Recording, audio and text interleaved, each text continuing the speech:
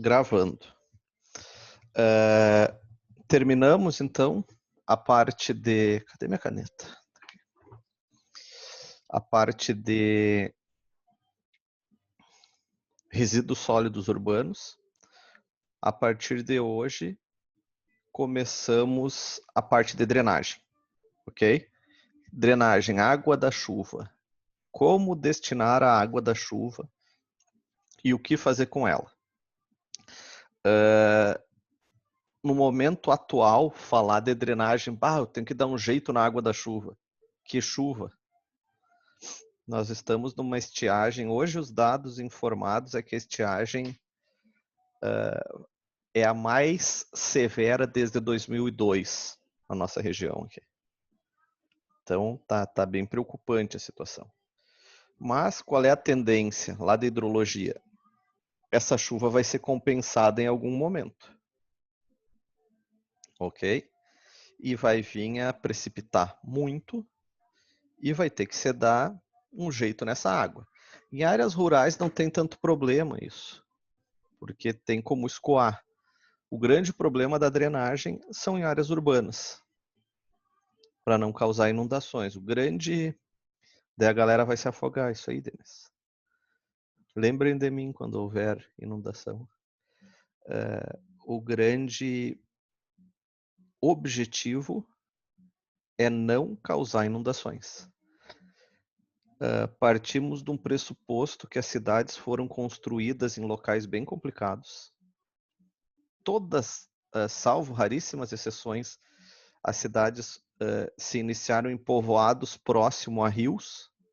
Então, por que eles habitaram aquilo ali? Porque tinha água. Eles tinham que ter água para sobreviver.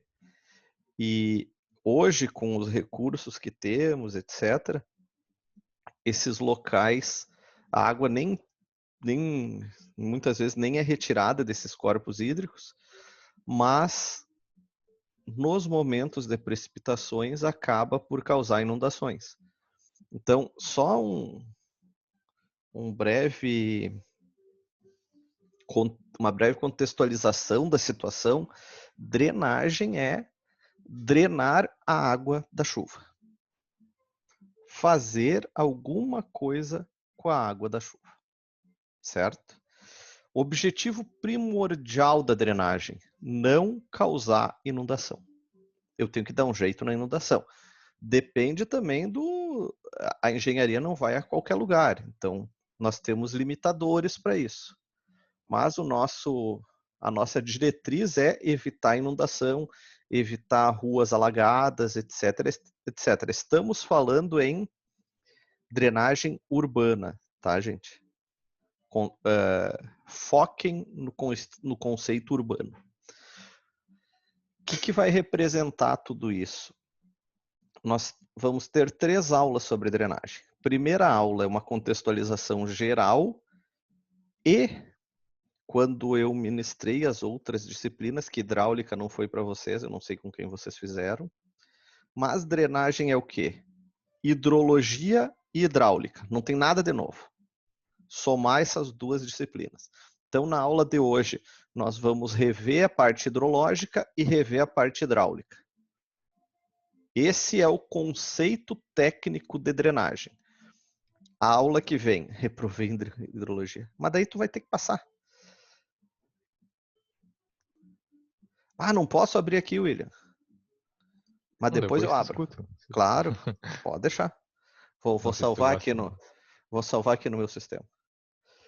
A aula que vem nós vamos falar do método de drenagem mais comum que tem, que é tubulações.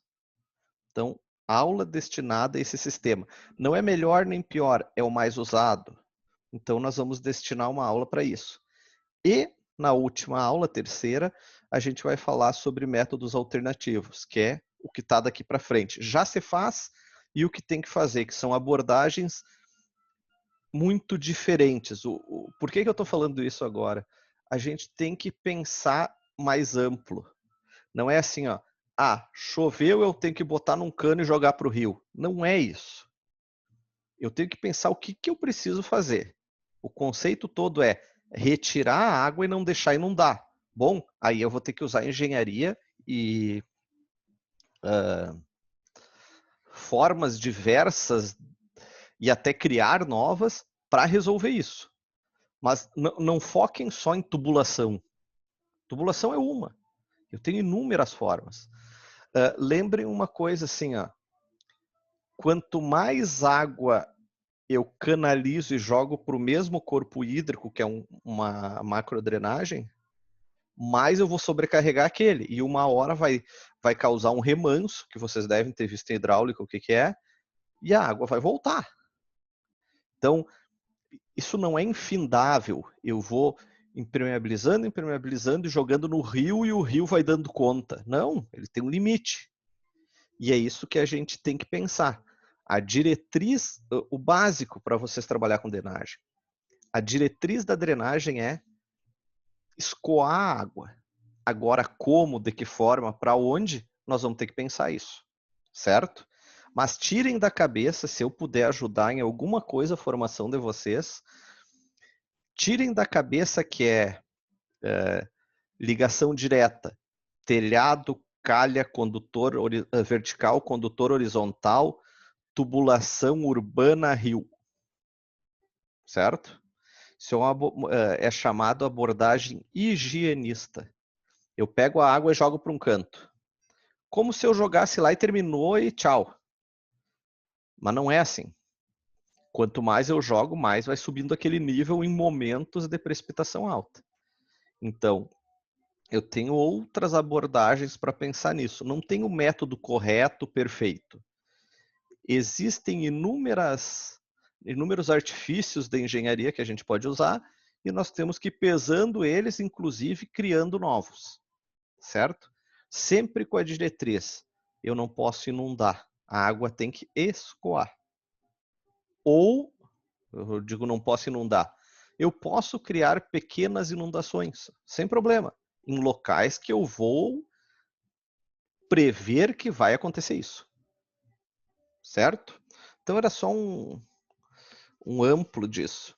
Como eu falei no início lá da disciplina, a drenagem é o primo pobre do saneamento básico. A drenagem só dá despesa. O senhor defende o uso de coleta. Denis, tudo depende do cálculo. E o que tu quer fazer com isso? Entendeu? Vamos lá. Se todas as casas tiverem uma cisterna de 1.000 litros, o que representa isso numa precipitação grande? Nada.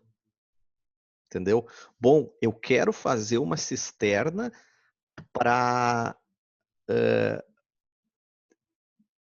limpar o pátio. Beleza, vamos fazer. Joia, é teu objetivo. A gente tem que tomar muito cuidado com o que quer fazer.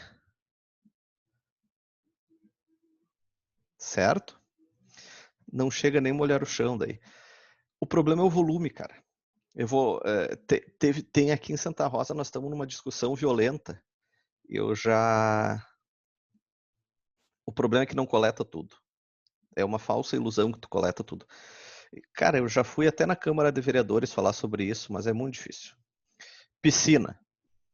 O pessoal considera piscina área impermeável. Piscina não é uma área impermeável. Ela é impermeável sob o ponto de vista de abastecer o lençol freático. Porém, a área da piscina e aquela quantidade de água que eu tenho até a borda, aquilo ali é uma quantidade de água que eu estou juntando e não estou jogando no sistema. Então, eu estou coletando um pouco de água, eu estou fazendo uma detenção. Certo? Tenho que deixar a área permeável. Gente, área permeável eu tenho que deixar aonde eu tenho um estudo que abasteça o lençol freático. Tem locais que eu botar solo não adianta nada. Eu tenho uma laje a 1 metro para baixo, não vai abastecer porcaria nenhuma. Então essa história, vamos fazer áreas permeáveis. Os arquitetos, nossos colegas aqui ficam loucos comigo, aqui da Unijuí. Mas, gente, área permeável é se eu tenho um caminho até o lençol. De nada adianta eu ter graminha no terreno. Bom, eu quero ter grama para deixar bonito. Joia, mas para de falar em área permeável. Não faz sentido nenhum isso. entenderam? Áreas permeáveis nós usamos para não sobrecarregar o sistema de drenagem. Bom, se eu tiver uma camada de solo suficiente que essa água vai percolar e chegar no lençol, bacana, serve. Mas o município não é inteiro assim. Áreas mais altas não são mais altas porque é bonito ser mais alta. Elas são mais altas porque tem um maciço que tem uma rocha que fez ter aquela elevação. Essas áreas de nada adianta para permeabilidade. Para o aspecto visual, térmico, seja lá o que for, legal. Mas vamos ter o conceito certo. Eu estou uns 3 meses brigando com isso aqui. Não vou abrir mão. Eles vão lá e votam a lei, eu vou lá discutir. E vou ir até o fim. Porque não faz sentido, é muita burrice, sabe, gente? Não aceitar. Eu só falei isso, Denis, para entrar nessa da coleta, sabe? É legal se a tua filosofia, se o teu conceito é esse. Mas tomem muito cuidado em volume, em quantidade. Outra coisa, eu coletei a água e joguei numa cisterna. Aquilo ali é água suja. Eu tenho que cuidar o uso dela. Ah, posso usar para lavar jardim? Pode, mas esporadicamente tu vai ter que limpar aquela cisterna, porque ela vai ficar imunda, ela vai ficar suja. É uma água muito suja. Uma época você chegou a aventar usar águas cinzas, que é água de reuso, para descarga em vaso sanitário. Estragou todos os vasos, porque é uma água suja. Eu vou botar água potável no vaso, é um absurdo.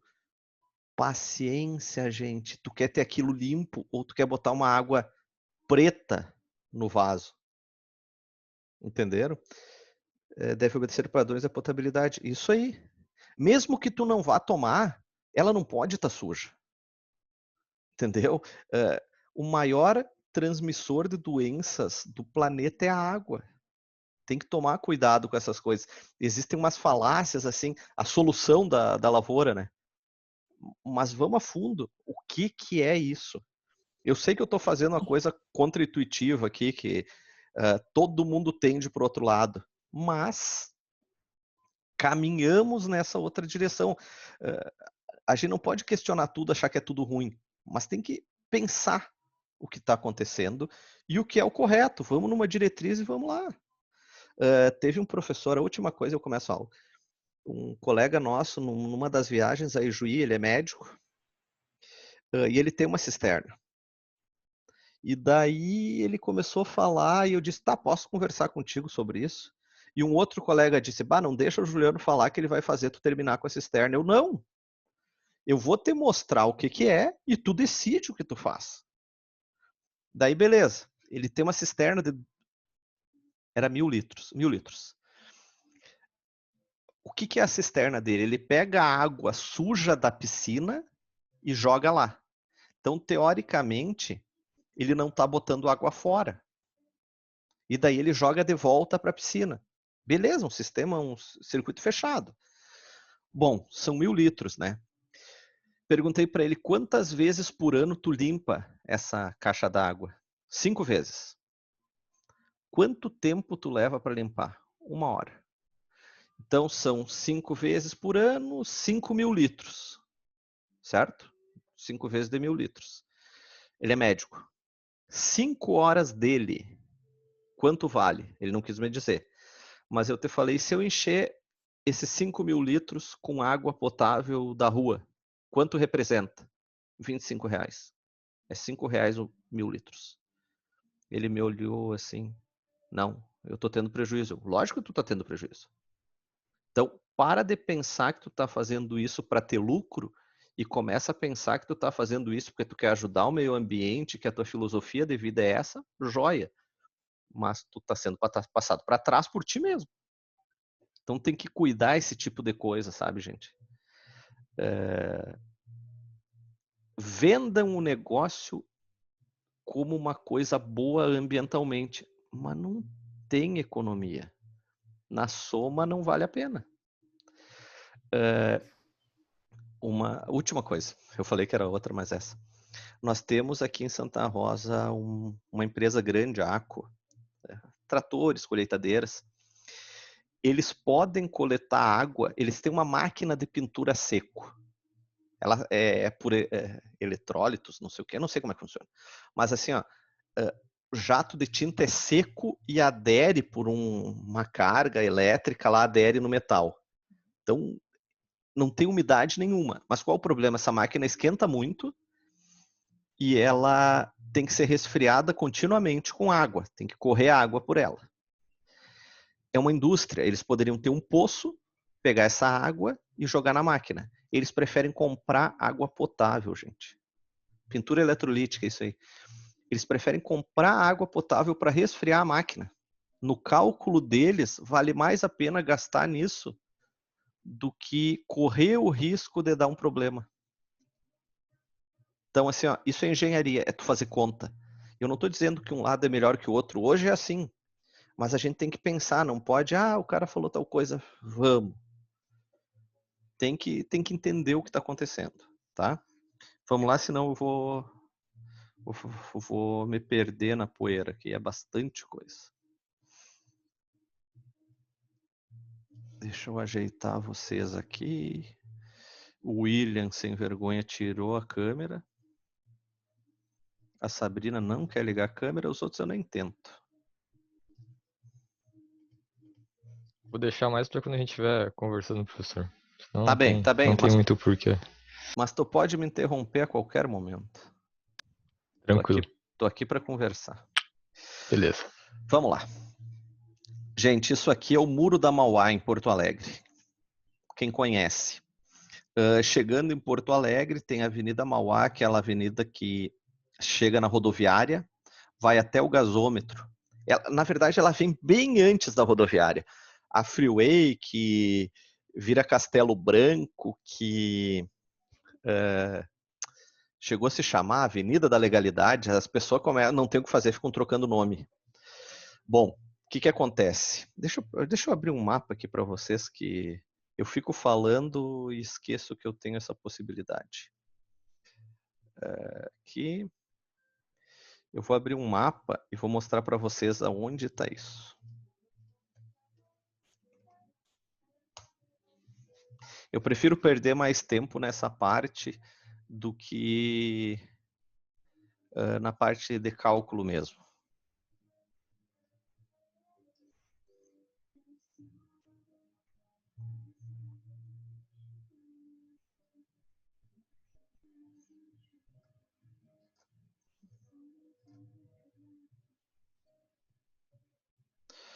Vamos trocar o share aqui. Bom, gente.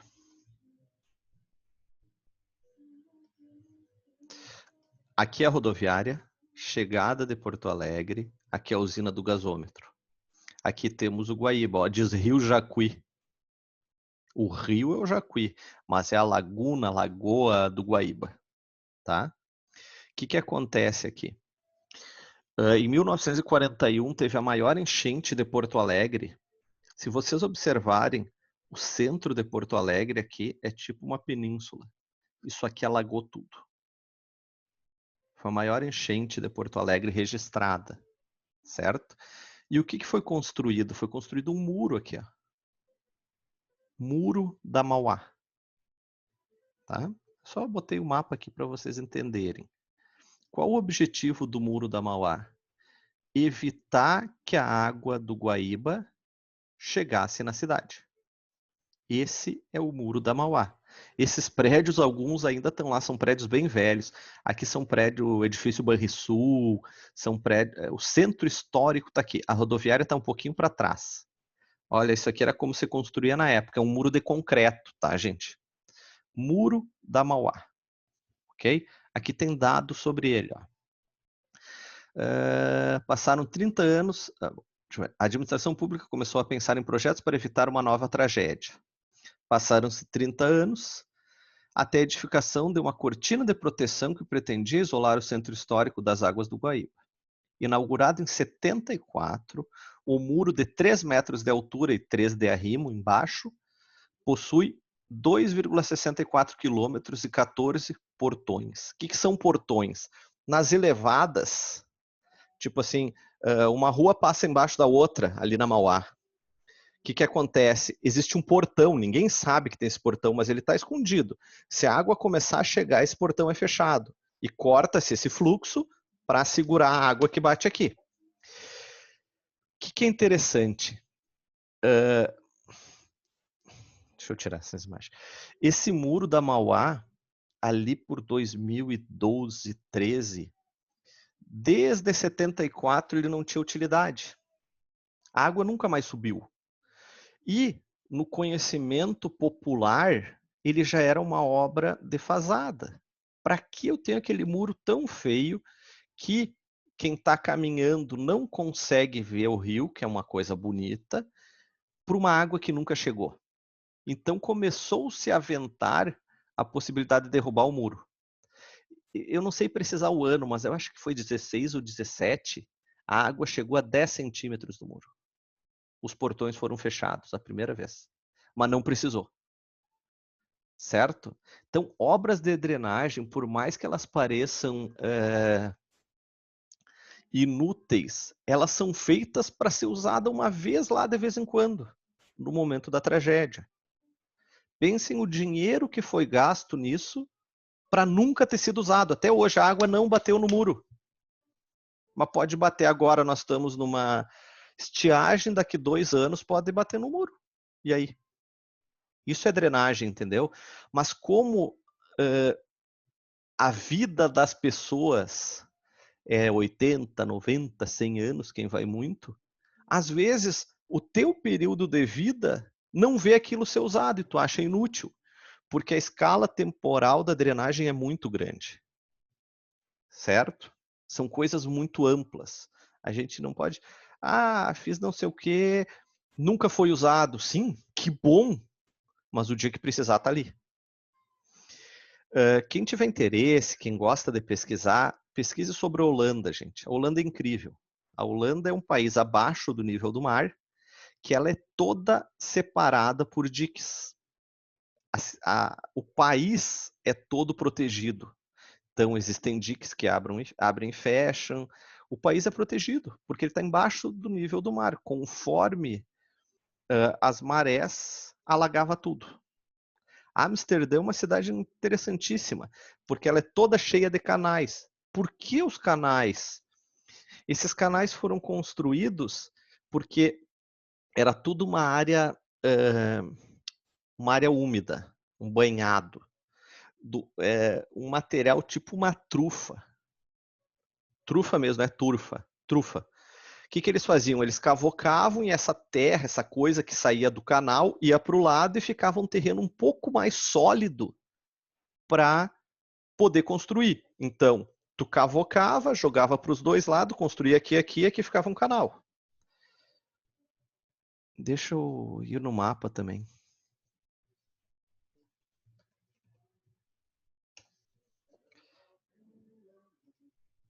Vejam aqui, ó. Centro histórico. Olha aqui, ó, como é que é Amsterdã. Isso aqui são canais, gente. Ó. É incrível. Uma oportunidade que tiverem, visitem isso. Com um olhar de engenheiro, assim, é muito interessante. Então, isso aqui era tudo úmido. Então, tu cavoca, joga a terra para cá e para cá, e fica um canal, e aqui fica mais sólido. Vejam aqui, ó. Aqui é a casa da Anne Frank ainda. Como é que você construiu? Ficou um local mais firme, porém, não era uma estrutura totalmente aceitável para edificações, mas era o solo que eles tinham, então eles começaram a construir. Eram edificações de 3, 4 pavimentos, bem pequenas, uma grudada na outra, de madeira. Até que um belo dia pegou fogo algumas. Então eles resolveram revestir com alvenaria. Se vocês observarem, isso aqui por dentro é tudo de madeira, não tem laje, mas por fora é de alvenaria. O que aconteceu? Pesou muito e o solo não era tão resistente, elas começaram a ceder. Então eles escoraram as esquinas e se vocês forem, um dia que forem para lá, analisarem isso, elas são tudo caída. Tem locais que o prédio é caidinho, tá lá, tem gente morando. Mas por quê? Tudo por causa da drenagem. Hoje os canais são bonitos, etc. O país é usado com base nos recursos hídricos. É muito interessante isso. A China trabalha muito bem com a drenagem também. Certo? Aqui algumas imagens, né, para vocês nunca esquecerem a drenagem. O mar começa aqui, sim. Dessa boca de lobo, a água vai até o mar. O fim de toda a drenagem é o mar. Então, a água aí de Juí, sai de Juí, vai para o rio Potiribu, vai para o rio Ijuí, vai para o rio Uruguai, que vai para o Paraná, que vai para o rio da Prata e chega lá em Buenos Aires no mar. Toda água chega no mar. Entendeu? Isso aqui para nunca esquecerem a drenagem. Pensou em drenagem, lembra desse palhaço. Tá? Nunca vão esquecer de mim. Aí, ó.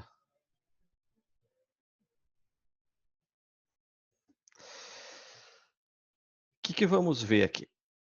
Planejamento urbano e os sistemas de drenagem, objetivos do sistema de drenagem, hidrologia, noções de hidráulica e os elementos de drenagem urbana que vão ficar mais para a aula que vem, elementos específicos de projeto. Hoje a gente vai mais para a parte de hidrologia e hidráulica da drenagem urbana. Bom, um projeto de drenagem urbana, ele parte do quê? Se alguém de vocês aí trabalha em prefeitura, já teve acesso a algum projeto de drenagem, por favor, se apresente para nós poder dar uma conversada sobre isso, gente.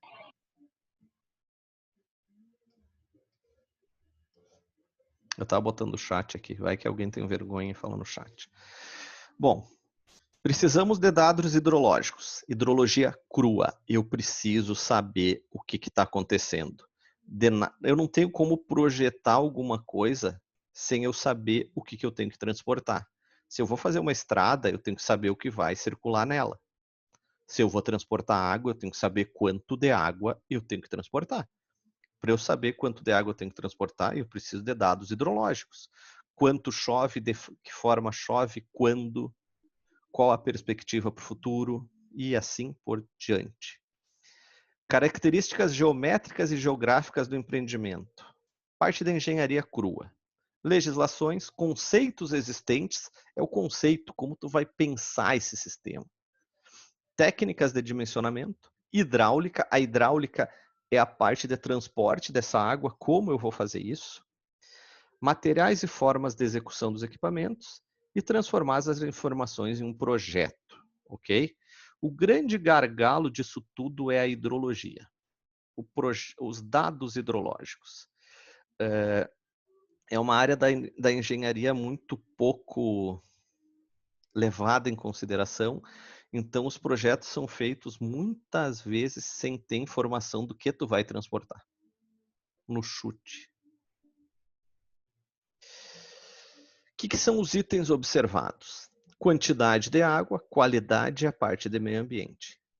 Em drenagem, basicamente a quantidade de água. A gente não procura preservar a qualidade. Nós só não podemos fazer obras, etc., que vai piorar a qualidade da água.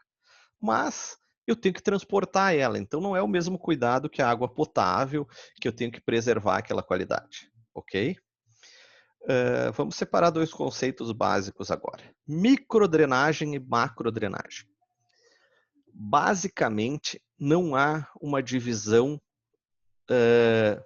como é que eu vou dizer assim, ó, adotada por todos. Não há uma divisão. Então vamos entender o seguinte: microdrenagem seria a parte tubulada. Macrodrenagem, a parte sem tubulação. Isso é um conceito que eu estou falando para vocês para nós separar. Se vocês forem pesquisar, nem todo mundo vai dizer isso. Então, não há uma separação muito concreta disso.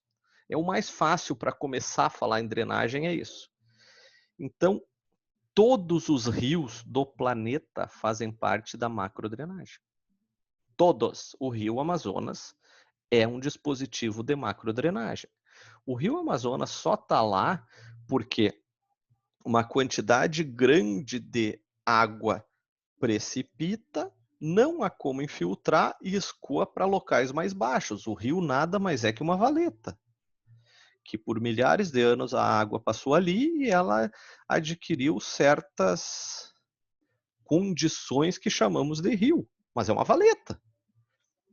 Joga água no teu pátio lá, a água vai escoar para o ponto mais baixo. Se tu passar um ano jogando água, aquele ponto mais baixo vai começar a criar musgo, etc., e vai virar um rio.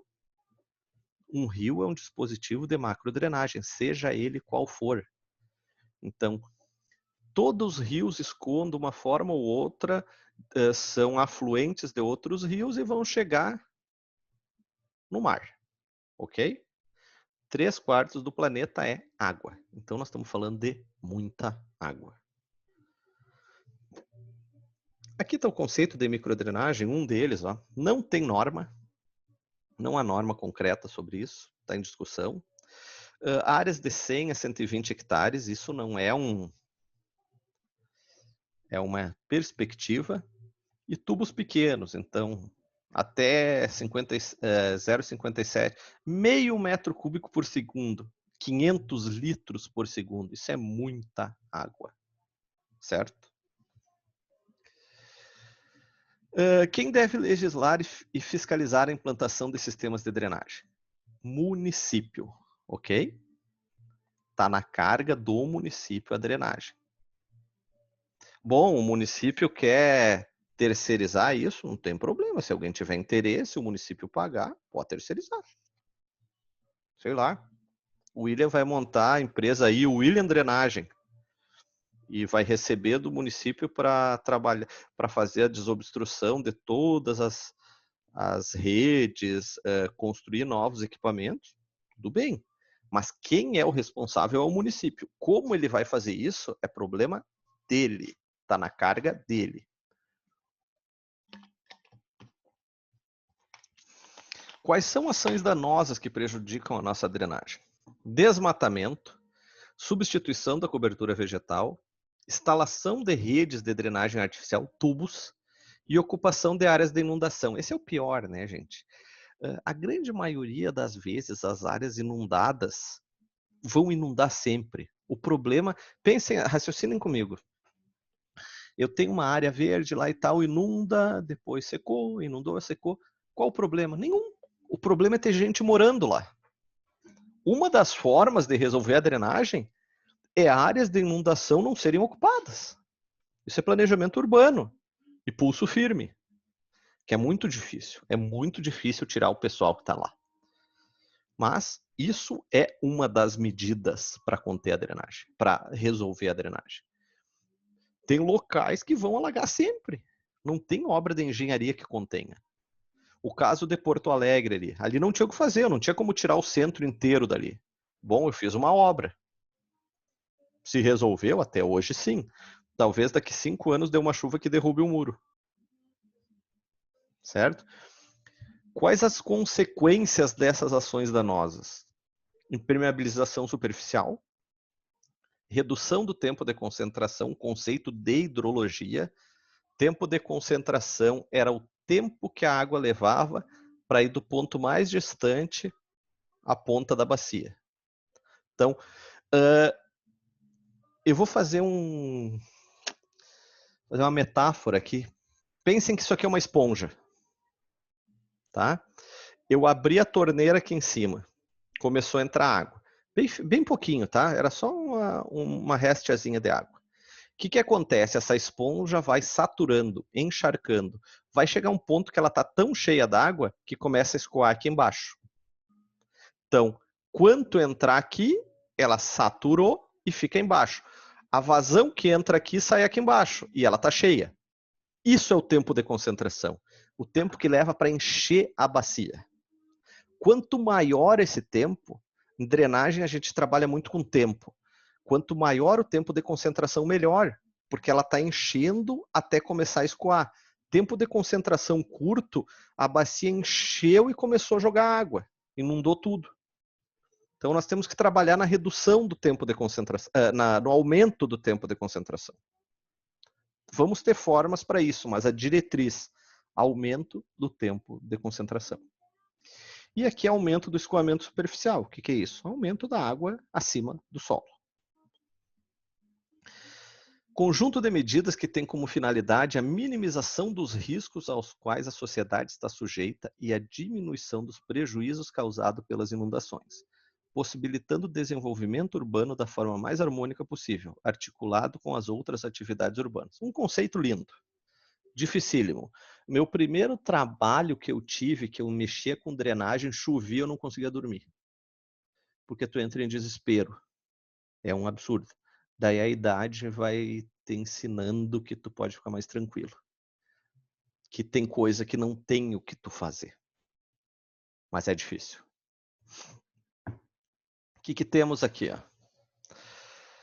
Situação 1. Então, é a situação posta, situação natural. Isso aqui é o hidrograma, lembram?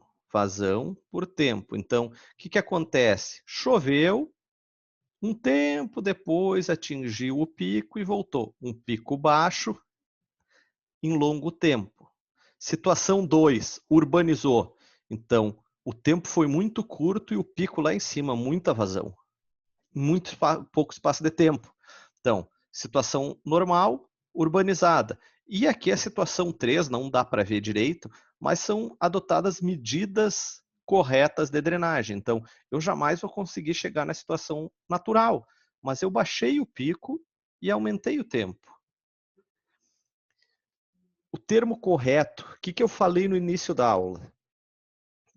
A drenagem objetiva não causar inundações. O termo correto, bonito. O objetivo da drenagem é aumentar o tempo de concentração da bacia e diminuir o pico do hidrograma. Falem isso, quem não entendeu o que tu falou não precisa saber porque está noutra área. Aumentar o tempo de concentração da bacia e diminuir o pico do hidrograma. Esse é o objetivo de toda a drenagem urbana. Isso aqui é uma chargezinha interessante, né, gente? Como falei, isso aqui é uma coisa ecológica, tá? Mas serve para o que a gente está falando. O rio não é rio porque é bonito. Ele é o rio porque é uma valeta, a água escoa para lá.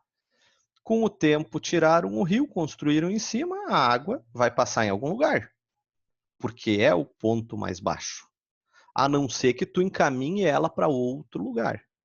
Certo? Nesse desenho aqui temos faixas de inundações. Ó. Esse é o rio.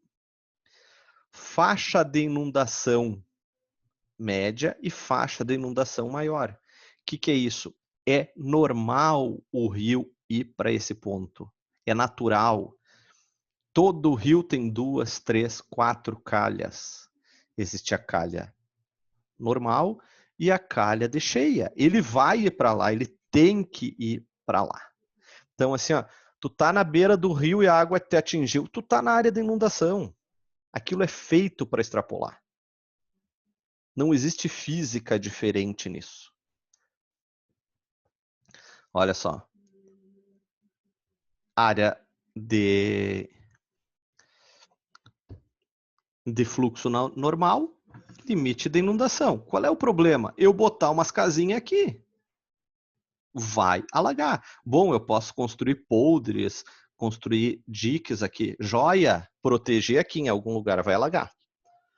O melhor artifício de drenagem urbana que existe é liberar as áreas de inundação. A área de inundação é a área de inundação, não é a área de habitação. Só vou fazer um parêntese aqui. Aqui no nosso estado a gente usa muito o termo marginal, né? Quem é o marginal? O marginal é o carinha que rouba, sei lá, na minha época de piar era assim. O que é o marginal? É o cara que está na margem, gente. Claro, são duas margens, aqui eu estou fazendo uma metáfora.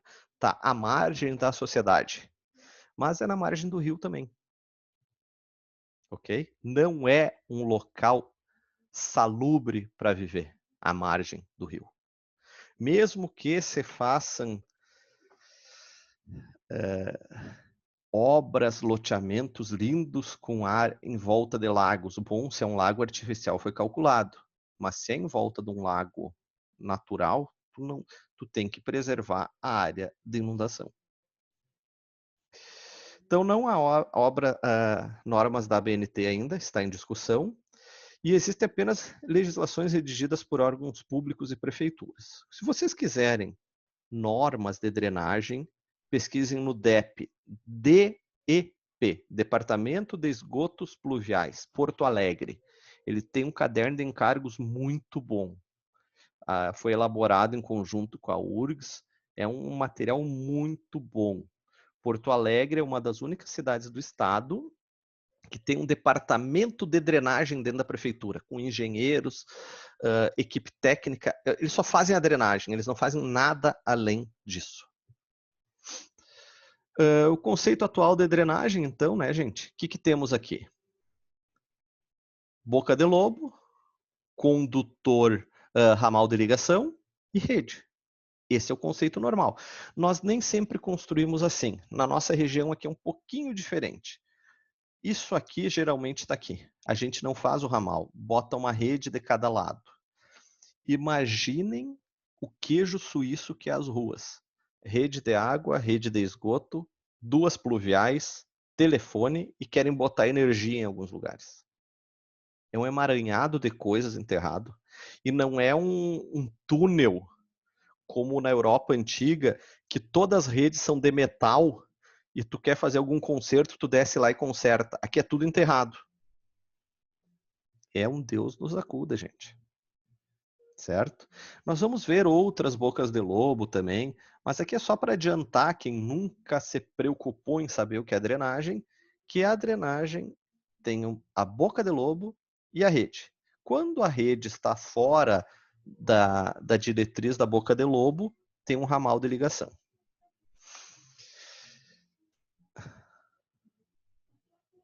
Da retroestraga para poder consertar isso aí, Denis. São Paulo, gente. Certo? Essa aqui é a famosa Marginal Tietê. Por que Marginal Tietê? Nas margens do Tietê. Então, são 16 pistas aqui, se eu não me engano, de cada lado. Uma vai e uma vem. O que foi feito aqui? Tietê é um rio e pegaram a calha normal dele. Isso aí eram obras da década de 70. Você pensava muito assim. Foi Prestes Maia, o engenheiro, que previu isso. Pensava assim. Então, eles queriam fazer avenidas marginais. Tu canaliza o rio e faz uma avenida de cada lado. É um pensamento lindo e é bonito isso. O problema é que não suporta, não considerou a calha de cheia. O Tietê, diversas vezes por ano, sai da calha. Ele sai e inunda tudo. Eu não sei se é o Pinheiros ou o Tietê, um deles tem 800 pontos de água chegando nele. Choveu é um Deus nos acuda, gente. Pinheiros. Tietê, Pinheiros, eles se encontram. Mesmo caso, Pinheiros é uma região nobre. Aquela ponte estaiada, bonita em São Paulo, tá aqui, ó. É no Pinheiros. O Pinheiros é uma coisa doida. É uma região bem nobre. E conforme a precipitação que ocorreu, as pessoas são avisadas que não vai dar para ir para casa e vão ter que dormir no trabalho, porque não tem como sair. Tem o que fazer com isso? Não. Situação posta, gente. Não tem mais o que fazer em São Paulo. É isso. Por muito tempo, você trabalhou jogando a água para um lado ou para o outro. Agora não tem mais volta. Ferrou. Entenderam? Conforme o que chover, a água vai sair da calha. Não tem mais o que a gente fazer. São Francisco, Califórnia, Estados Unidos. Eu achei interessantíssimo isso. Isso aqui eu vi esse negócio sem... Eu não fui lá olhar isso. Tá passeando. E eu vi isso e me chamou a atenção e eu gravei. Bom, Aqui está Golden Gate, a ponte famosa. Isso aqui é uma região mega nobre da cidade. Esse parque aqui é o parque da Golden Gate. Tem o Pier 39 aqui, é o local um dos locais, não é é um dos locais mais famosos de turistas em São Francisco. E o local que eu vou mostrar para vocês é onde está essa seta azul ali, esse pontinho aqui. Certo? É aqui, ó, o Pier 39 está aqui. Não, está aqui o Pier 39. A Golden Gate está para cá. E eu estou falando dessa área verde aqui. Pertinho da Hyde Street. Essa Hyde Street é muito íngreme. Aqui está o mapa, ó. Deixa eu achar. Aqui, ó, Hyde Street, essa área aqui, ó. Certo? Por que eu estou contextualizando? Para mostrar que é uma área nobre. Não é um fundo de campo. Vejam as imediações disso. Olha um parque aqui, ó. Essa área aqui vale bilhões de dólares. É uma área extremamente nobre. Olha o que eles fizeram ali. Isso aqui, ó. Essa faixa aqui, ó. Um campo, gente, concretado, todo cheio de grades, cheio de placas que se tu invadir, tu pode ser preso, vai tomar tiro, escambau. Isso aqui é uma área de inundação. Isso aqui é uma rua extremamente íngreme. Aqui está Lombard Street, ó, aquela rua curva toda que tentaram imitar em Gramado. O que acontece? É um escoamento de água tão grande aqui que eles criaram uma área de inundação para segurar a água. Isso é uma bacia. Nós vamos ver na terceira aula isso, nós vamos ver. Bacia de detenção. Numa área nobre. Caríssima. Mas a drenagem, para não ter problema nos outros locais, tu mata essa área. E essa área vai servir para inundar cada vez. Percebam que está úmido, ó. Tem mato, tem que dar manutenção. Isso aqui é só prejuízo, gente. É só prejuízo. O problema do Brasil é que tu faz uma área dessas, alguém vai e constrói em cima. Não dá essa área para juntar água. Olha aí. Olha os prédios aqui, ó. Aqui tá, olha a Golden Gate aqui, ó. Uma área nobre, caríssima, com mato. Isso aqui é feito para juntar água quando chove. Interessante, né? A diferença de pensamento. Vamos lá. Entrada, uma precipitação. Tem a captação e transferência do escoamento, e a saída, eu vou ter que jogar num lugar isso ou dar um jeito de segurar ela. Esse é o objetivo. Trabalhamos, que fique claro, eu nem devia estar falando isso, que vocês já fizeram saneamento 1, mas trabalhamos com separador absoluto. O pluvial e o cloacal não podem estar no mesmo tubo, ok? O cloacal, por muito tempo, foi ligado no pluvial, porque não tinha rede cloacal. Até se entende o erro por não ter opção, mas agora está acontecendo um fenômeno louco.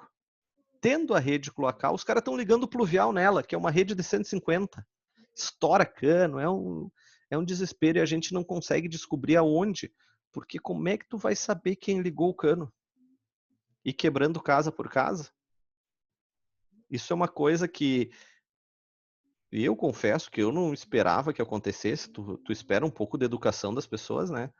Mas aconteceu e nós vamos ter que trabalhar com legislação para evitar isso. Porque nós estamos perdendo a tão sonhada rede de esgoto por ligação de pluviais nela. É um absurdo, gente. É um absurdo. Mas está acontecendo. O que temos aqui? Medidas não estruturais para drenagem. Para controle da poluição, mas é drenagem. Planejamento, controle de uso e ocupação do solo, limpeza urbana, controle de ligações clandestinas e educação da população. O que é isso? São medidas sem obra. Ok? Não tem obra.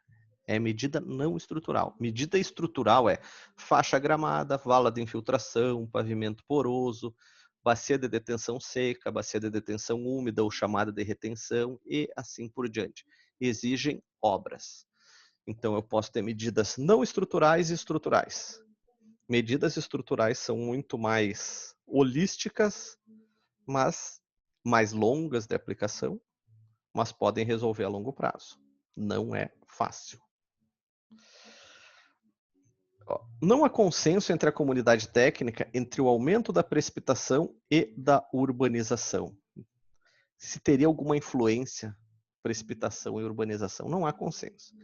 De maneira qualitativa, qualidade, não quantidade, sente-se que em São Paulo aumentaram as precipitações de curta duração. Então, com a urbanização, temos dados que aumentou precipitações curtas. Dados. Não sei se é real. A gente não tem uma série histórica tão grande para bater o martelo. É muito difícil concluir isso.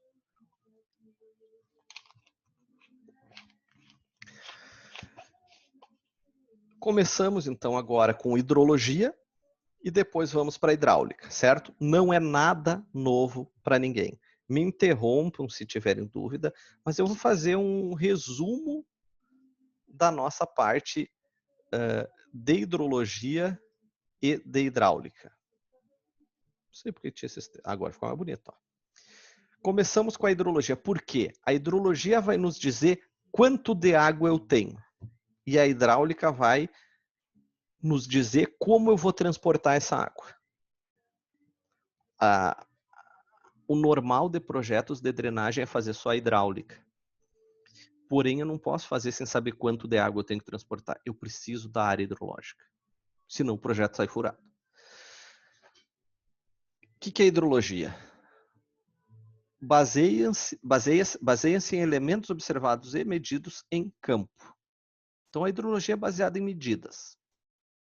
Estabelecimento de postos pluviométricos ou fluviométricos, pluviométricos, chuva, fluviométricos, vazão de rios. E sua manutenção ininterrupta são condições necessárias para o estudo. Eu preciso de dados. Eu preciso de dados contínuos por muito tempo para poder ter um bom estudo hidrológico. Projetos de obra futura são elaborados com base em elementos do passado. Isso é interessantíssimo, gente. Eu estudei isso minha vida toda profissional, vida toda não dá para dizer. Mas percebam que é complicado, é o melhor que nós podemos chegar, mas eu entendo que não é bom isso ainda. Porque, o que eu estou falando? Eu vou dizer que o que vai acontecer é baseado no passado. É estranho, né? O que eu faço? Eu faço um estudo para trás e estimo que no futuro vai acontecer de novo. Então, a minha ciência hidrológica, quase econômica, diz o quê? Quanto mais para trás eu conseguir dados, mais certeza eu tenho que isso vai se repetir. Eu entendo que é uma suposição. E o pessoal briga muito comigo, porque é o melhor que a gente consegue hoje. Mas é um estudo estatístico, né? Em 1000 anos, a água saiu da calha do rio 5 vezes. Nos próximos 1000 vai sair 5 de novo. Não sei. Entenderam? É um dos únicos cálculos que eu não tenho extremamente certeza que está certo. Eu posso estar errado nele. Então, tem uma parcela... previsão climática, previsão de chuva. Não vou falar de climática, que eu não quero entrar nesse aspecto. Mas previsão de chuva. O que eu disse para vocês, nós estamos em estiagem, vai ter uma cheia. Joia, vai ter. Por quê? Porque entendemos estatisticamente que a quantidade de chuva de longo prazo anual tende à média. Então, em 2000 anos, o que chove por ano na coordenada onde é o Brasil é uma média. Se esse ano choveu menos, eu vou ter um ano que vai chover mais. Entenderam o conceito disso? Não é uma coisa concreta. É feio falar isso, mas é uma especulação que vai se repetir. Então, é o que temos de melhor. Não tem como a gente imaginar o futuro, gente. Ninguém prevê o futuro. Então, a gente hidrologicamente prevê o futuro, estimando que o passado vai acontecer de novo. É isso. Tá? Esse é o conceito de hidrologia e de previsão do tempo. Hoje ainda tem dados de satélite, etc., mas eles erram 90%. Bacia hidrográfica. O que é a bacia hidrográfica? É onde está acontecendo toda a chuva. Choveu, acumulou na bacia hidrográfica, tá? Não é conceito novo. A bacia hidrográfica é todo local que choveu. Então, para eu saber o volume que choveu, eu preciso saber quanto choveu numa área. Essa área é a bacia hidrográfica. Vejam aqui, ó, um perfil. Eu tenho um divisor de águas aqui e outro aqui. Isso aqui é a bacia hidrográfica. Tudo que chover aqui vai vir para esse ponto mais baixo, que é a valeta, que chamamos de rio. Certo? Uma repetição de hidrologia. Mesmo o Denis falando ali que foi mal, ele vai lembrar um pouquinho disso. Características físicas da bacia hidrográfica. Área. Vou medir. Essa é a área da bacia. A forma da bacia. Ela pode ser uma bacia mais alongada ou mais radial. Falamos em tempo de concentração antes, então. Quanto mais alongada, maior o tempo de concentração. Quanto mais radial, menor o tempo de concentração. Eu não posso definir o tamanho, a forma da bacia, mas a partir da forma dela, eu consigo trabalhar, saber o que vai acontecer. Sistema de drenagem. Quantos tributários eu tenho no rio principal? Quantos rios descarregam? Quantos canais, etc, etc. Eu tenho que ter a rede. Características de relevo. Como essa bacia é? Ela é muito íngreme, é pouco íngreme? Qual a declividade dela? Características geológicas. Eu tenho infiltração, eu estou com rocha aparente, tudo escoa, um pouco infiltra. Características agroclimáticas. Aonde está isso? E como é essa bacia fora da área urbana? Às vezes eu vou trabalhar só com uma bacia urbana. Pode ser, daí eu não tenho nada de agro. Aqui eu tenho um mapa simples de uma cidade. Por que meu ponto de interesse? Eu quero escoar a água que chega ali naquele X. Um exemplo prático que vocês vão ter no trabalho de vocês como engenheiros. Eu quero escoar a água aqui, gente. Certo? O que acontece? Eu não tenho como começar cálculo nenhum sem saber quanto de água chega ali. Como eu sei quanto de água chega ali? Eu tenho que definir a bacia hidrográfica, a bacia de captação, de contribuição. Então, eu vou ter que analisar topograficamente essa área, pegar os pontos mais altos e entender que daquele ponto para cá, a água chega nesse ponto de interesse. O meu estudo disse que era isso aqui. Isso aqui são pontos altos, então o que chover aqui vai para cá, o que chover aqui vai para cá, para cá, para cá e para cá. Vamos fazer um desenhinho aqui, ó. Ah, droga, esse zoom tá me importunando aqui. Seta, cadê a seta aqui, ó?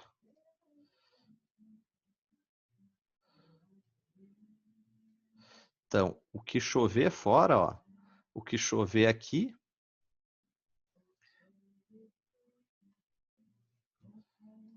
vai para cá, para cá.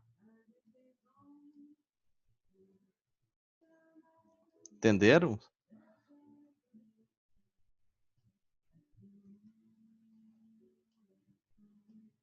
Como é que eu nunca tinha pensado em botar essas setas?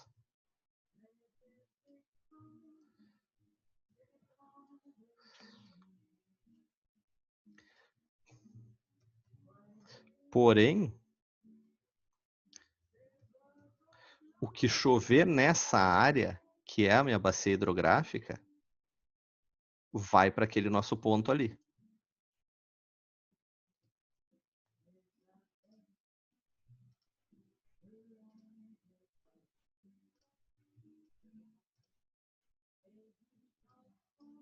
Pronto, melhorei minha aula em 2020. Opa, esse aqui tá errado. Aí. Definir a área baseado na topografia. Isso que falta na maioria dos projetos, o pessoal não faz. Travei. Das fases básicas do ciclo hidrológico, talvez a mais importante para o engenheiro seja a do escoamento superficial, que é a fase que trata da ocorrência e transporte de água na superfície terrestre. Então, por que o escoamento superficial? A água que realmente vai escoar. Nós, como engenheiros, precisamos, em drenagem, escoar essa água, em sistemas de abastecimento, precisamos captar essa água. O escoamento nos interessa. O escoamento é a base do nosso estudo, a origem de tudo. O que temos aqui que influencia? Fatores climáticos, intensidade da chuva. O que é isso, gente? Quanto choveu pelo tempo? Duração da chuva é o tempo de chuva, e chuva antecedente é o que aconteceu antes.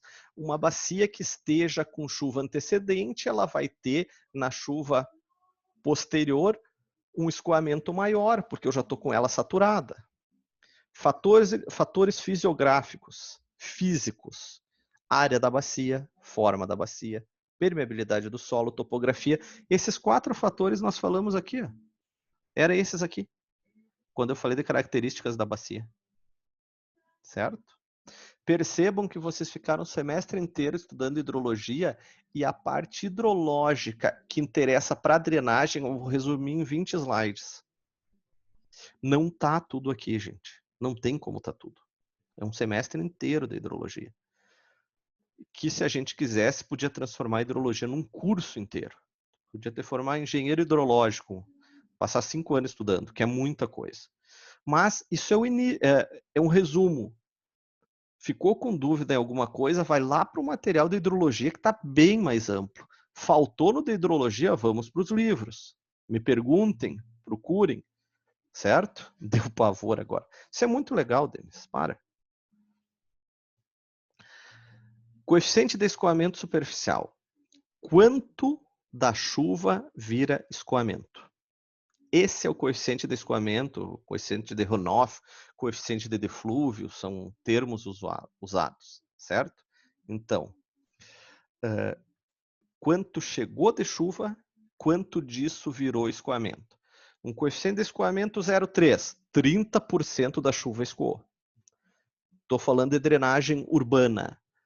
Na drenagem urbana, nós temos que trabalhar com o menor coeficiente de escoamento possível. Então, quanto mais próximo de zero, melhor. Quanto mais eu conseguir espalhar essa água, que ela escoe menos. Tá certo? Em drenagem urbana, um coeficiente de escoamento superficial pequeno é o nosso objetivo. Aqui alguns coeficientes de escoamento baseado em declividades, tipo de solo, só para ter base, conforme o pavimento. Tempo de concentração. Lembram que eu falei da esponja? A água entra, satura. Isso é o tempo de concentração.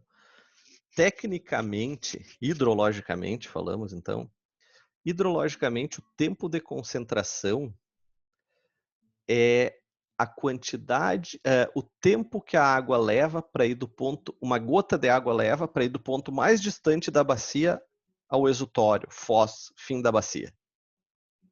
Então, esse tempo é o tempo de concentração. Por quê?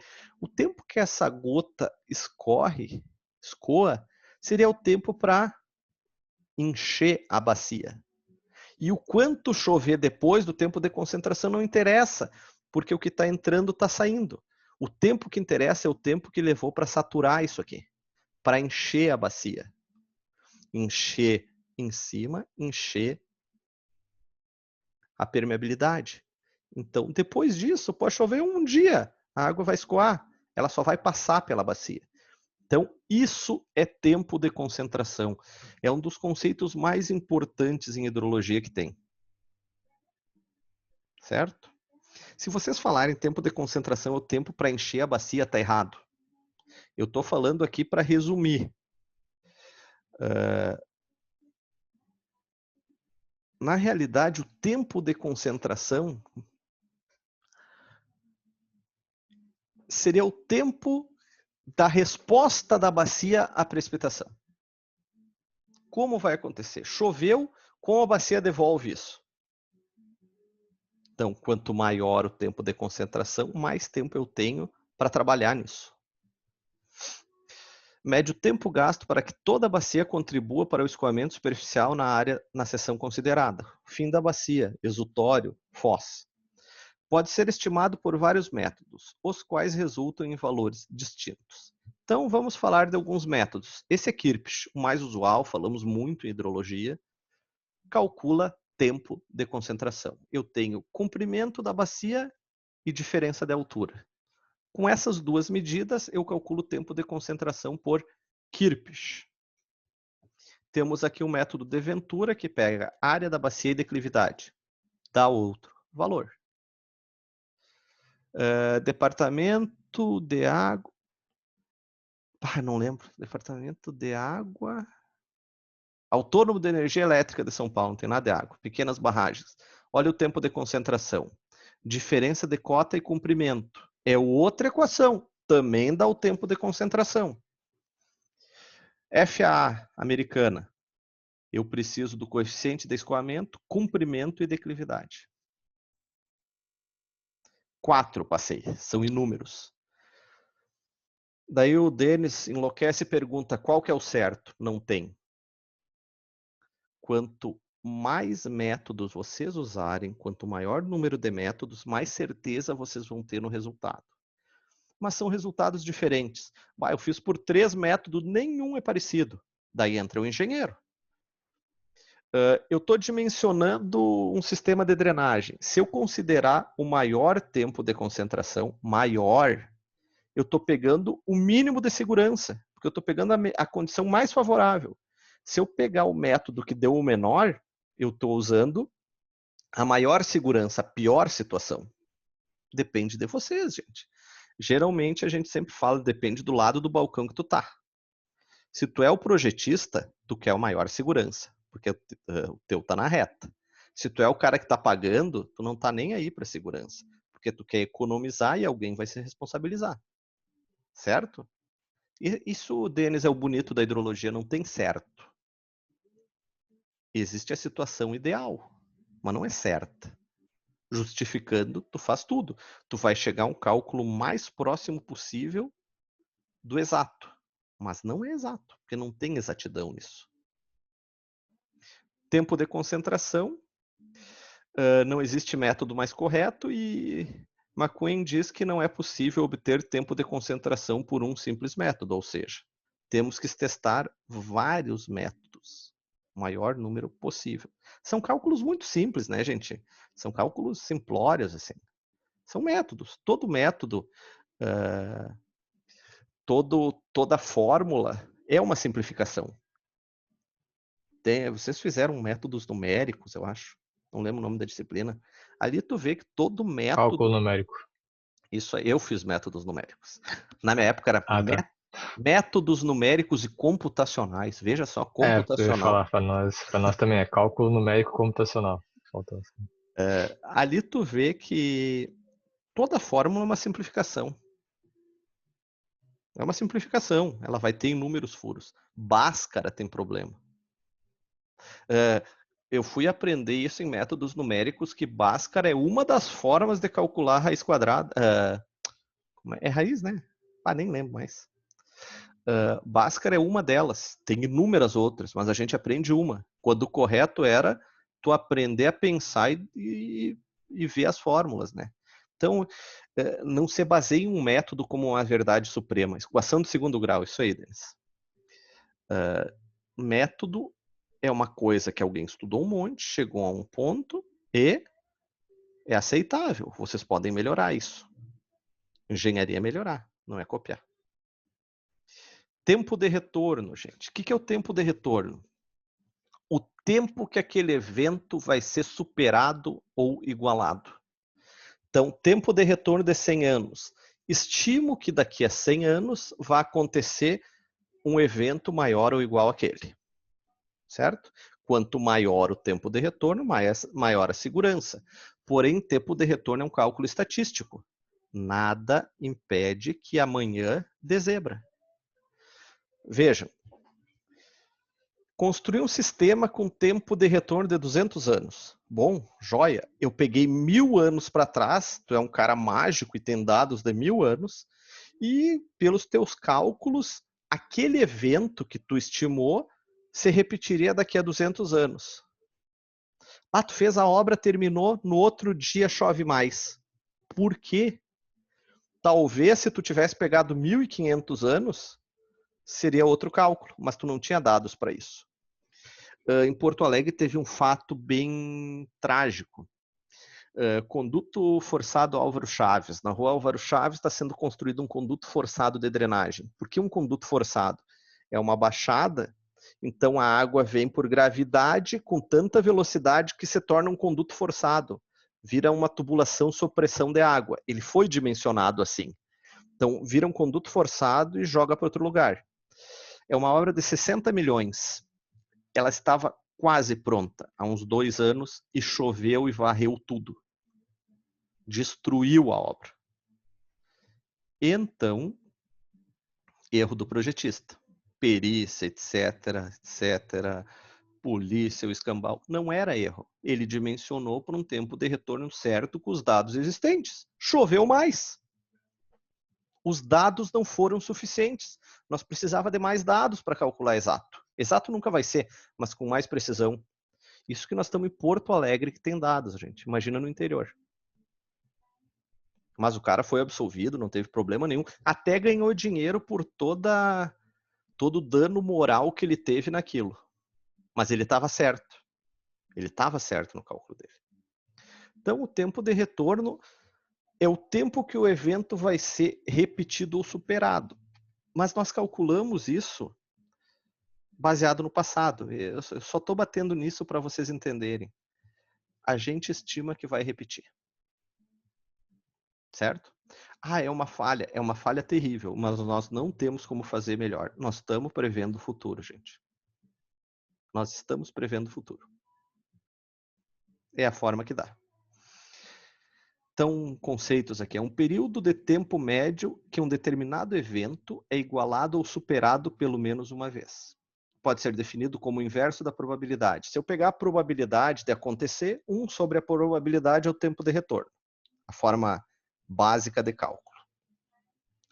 Um dos grandes problemas para o controle de enchentes é definir a probabilidade das precipitações com que se irá dimensionar as obras de micro e macro drenagem. Qual a probabilidade que tu quer que aconteça um problema? Um período de retorno de 100 anos significa que tem-se a probabilidade de 1% em um ano que a obra que se quer dimensionar não suporte a vazão de projeto. 1%. 100 anos. Itaipu é 5.000 anos. Quer dizer, baseado nos dados existentes, a probabilidade de dar zebra é mínima, mas existe. Há comentários, talvez com o tempo nós tenhamos sistemas computacionais mais robustos, mas dizem que o Rio Grande do Sul vai para baixo d'água, né? Caindo a barragem. Não sei. Nos países mais evoluídos, quando um lote de terreno é comprado para construir uma casa e se encontra próximo ao rio ou córrego, a prefeitura fornece ao proprietário um mapa indicando até onde chega a água da inundação devido ao período de retorno de 100 anos. É o mapa da curva de 100 anos, entendeu? Cara, a água chega até ali. Tô te falando. Tu quer construir? O problema é teu. Mas vamos assinar aqui e dizer que tu te responsabiliza e o município não tem nada a ver com isso. Tu quis construir na área da inundação. O que acontece no Brasil? Choro, processo, não sei o quê, e o cara ganha dinheiro público porque o poder público não fez nada para evitar que a água chegasse na casa dele, sendo que ele construiu no lugar errado. É isso aí, Denis. Mas os 100 anos é a contar de quando? Do dia que ele construiu ou 99 anos antes? Te ganha aí.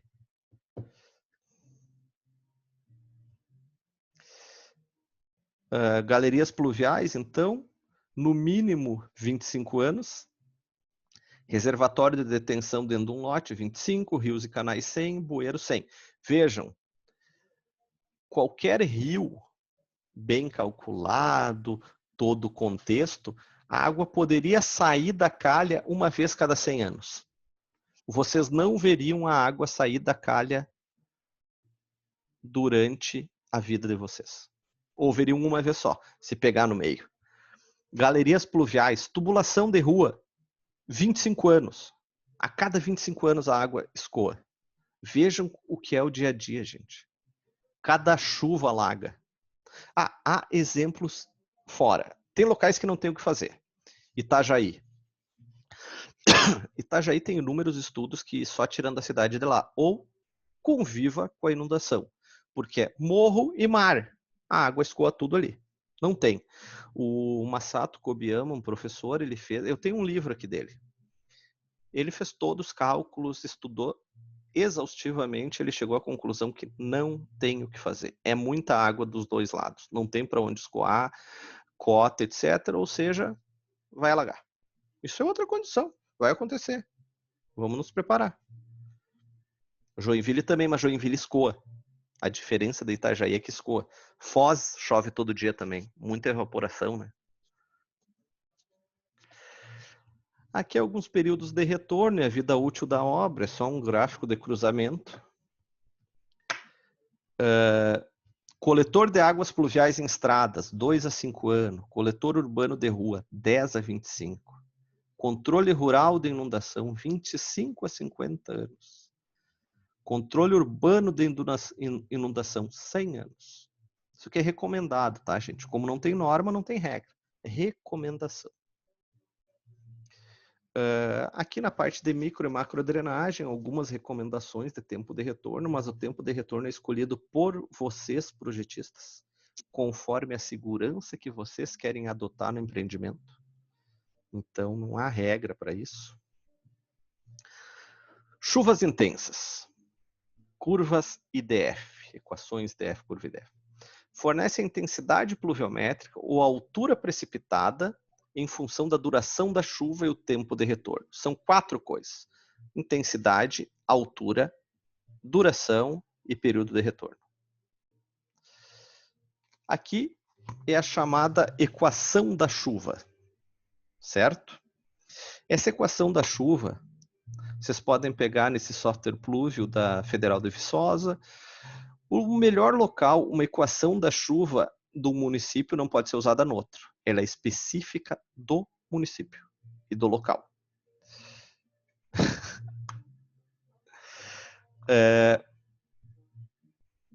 O melhor local para te encontrar a equação da chuva é no plano de saneamento do município, no volume de drenagem urbana.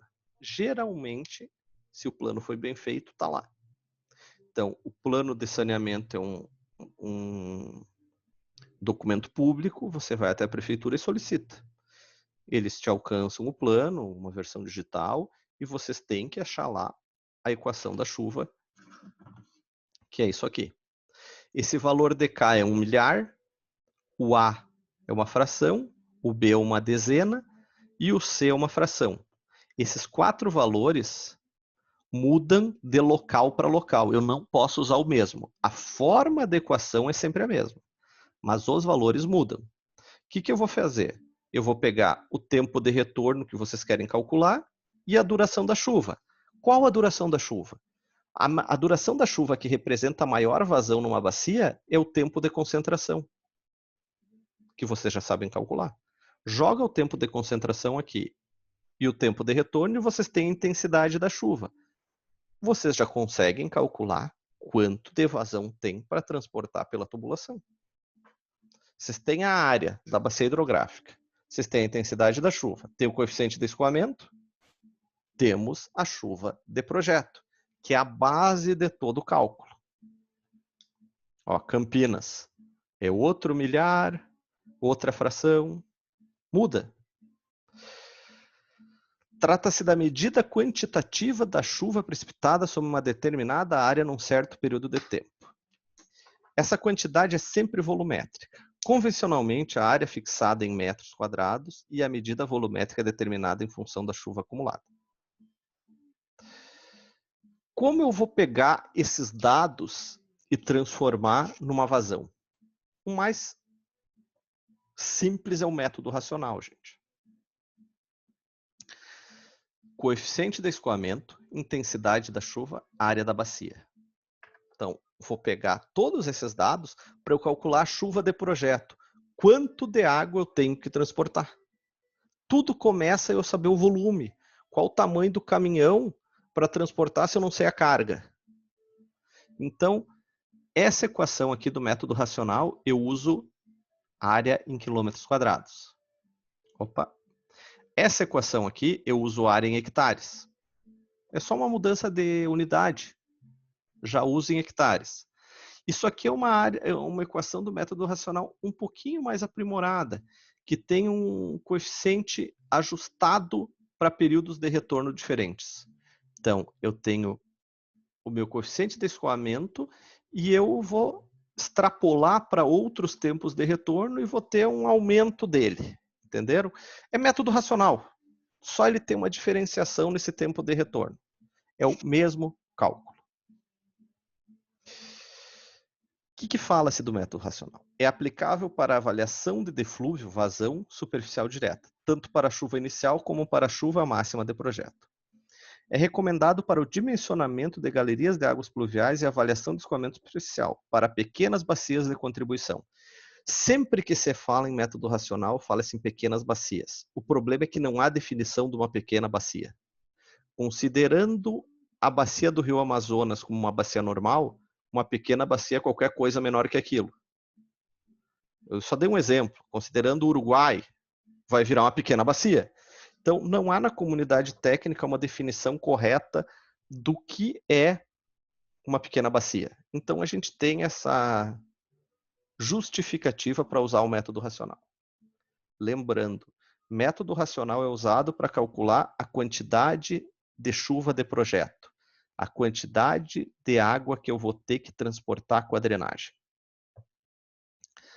Método racional modificado. O que tem ele aqui? Ele tem esse D, que é 1 menos 0,09 comprimento da bacia por 2. Ele é melhorado. Por quê? Porque eu estou falando em comprimento da bacia. Daí entra aquele fator de forma, se é alongada, se é radial, etc, etc.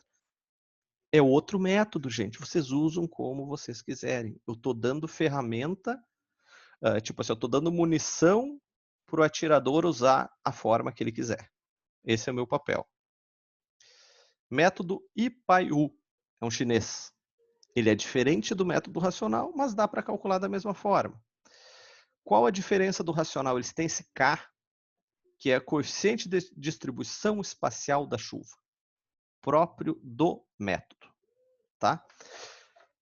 Encerramos a parte hidráulica, porque nós pegamos tudo isso, toda essa parte de hidráulica, eu li hidráulica aqui, toda a parte hidrológica. Resumindo, essa aula vai ficar gravada, vocês vão poder olhar o resto da vida, desde que o YouTube não exploda.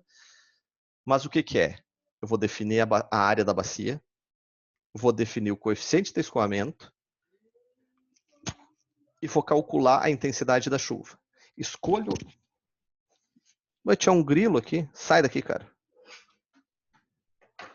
Que susto. O que achou, Denis, do susto do grilo? Mas tinha um bicho aqui, gente. Vou filmar. Tá ali ele, ó. Não, tá ali, um grilo mesmo. Tá ali o guri, ó. Viram ali ele atrás do móvel ali?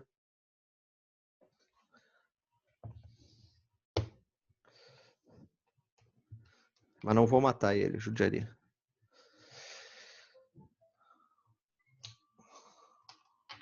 Não justifica, eu concordo. Eu ia fazer um comentário aqui, quase que eu falei bobagem. Seguimos.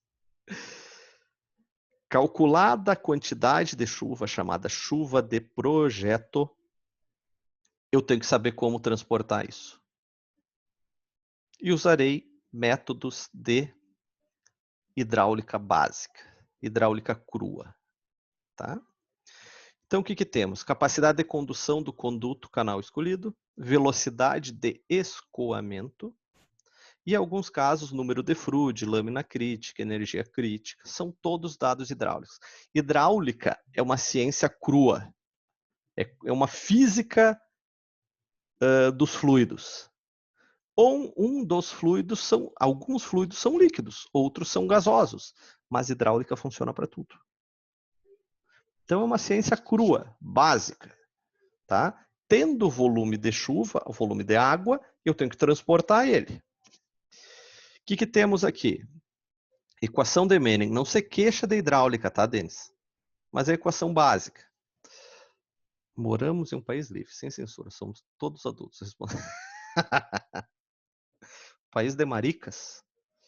Bah, daqui uns 10 anos a gente olha isso e vai lembrar que nesse dia o cara falou uns troços. Olha a minha postagem no Facebook lá, Denis. Comenta lá para nós. Se o Brasil entrar em guerra com os Estados Unidos, que nós vamos para, como é que é? Para pólvora, então faz um Facebook. Nós vamos virar o Havaí do Sul. Daí todos nós viraremos engenheiros do Havaí. Ah, cara chato. Vou seguir a aula, então tu não quer conversar. Eu vou falar só com o William hoje. Então, o que é a equação da continuidade de Manning? A velocidade é calculada por essa equação. É a equação básica da hidráulica. Raiz cúbica do quadrado do raio hidráulico, raiz quadrada da declividade sobre o número de Manning. Esse número de Manning depende do material. Conforme o material tem um fator diferente, chamado rugosidade. A vazão vai ser isso aqui vezes a área do tubo. Certo? Do canal, seja lá o que for, o que vocês usar. Vale para tudo. E raio hidráulico é área molhada sobre perímetro molhado. Hidráulica crua, quinto semestre, se eu não me engano. Coeficiente de Manning, então, a rugosidade é representada pela forma e tamanho das irregularidades do material que forma o perímetro molhado. Materiais finos provocam um efeito menor, reduzindo o valor do coeficiente. Materiais grosseiros aumentam a rugosidade. Quanto maior a rugosidade, menos vazão transmite. Um canal de concreto alisado, o fluxo é maior que um canal de pedra, certo? A diferença disso é o atrito, representado pelo número de Manning. Aqui está o número de Manning, conforme o material. Hidráulica crua, quinto semestre. Algumas seções transversais utilizadas. Então, canal retangular não é um bom artifício, mas o canal retangular, a área molhada é a altura vezes a base. Então, essa área aqui. Perímetro molhado, uma altura, duas alturas mais a base. A raio hidráulico, altura sobre a base. Trapezoidal já é melhor, então conforme aumenta o nível, eu tenho mais área para sair. Tá aqui as equações, considerando que tem esse Z. Z é o valor horizontal para cada uma unidade vertical. Tá? Eu não vou perder tempo aqui. Todo mundo passou em hidráulica. Canal triangular, muito difícil de ver. Esse parabólico aqui é impossível de executar, tá, gente? Mas tem cálculos. E o canal circular, que é o mais normal, o mais comum de se ver. Qual é a vantagem do canal circular? Ele consegue suportar pressões e é fácil a execução. Porém, eu estou falando de drenagem, nunca é conduto forçado. Então, eu tenho uma lâmina líquida que eu tenho que considerar em torno de 50%. Então, meia seção para ter um fluxo. Tem gente que vai até 75%. Eu acho exagerado. O grilo continua ali. Ele vai cantar a noite inteira essa praga. Então, lembrem lá da hidráulica para como calcular isso. Como eu vou fazer? Eu vou ter a vazão de projeto, eu vou desenhar as tubulações e vou calcular os diâmetros baseado na equação de Manning. Não vou matar o bicho. Canais trapezoidais. Velocidades, gente. A mínima velocidade. Por que eu tenho que ter uma velocidade mínima? Porque aquele tubo eu nunca mais vou mexer nele. Então ele tem que se autolimpar. E eu tenho que ter uma velocidade máxima que, além dessa velocidade, eu vou corroer o tubo. Então eu tenho uma faixa de operação. Vamos ver bem na aula que vem isso. Temos aqui essa equação aqui. O Denis tá loucão. Essa equação aqui é a mesma equação de Manning, só que ela está reformulada para calcular o diâmetro direto. Então, eu vou ver quanto da minha vazão vai passar naquela região, coloco a vazão aqui, escolho o material da tubulação e a declividade do tubo. A grande diferença de velocidade vai se dar na declividade do tubo.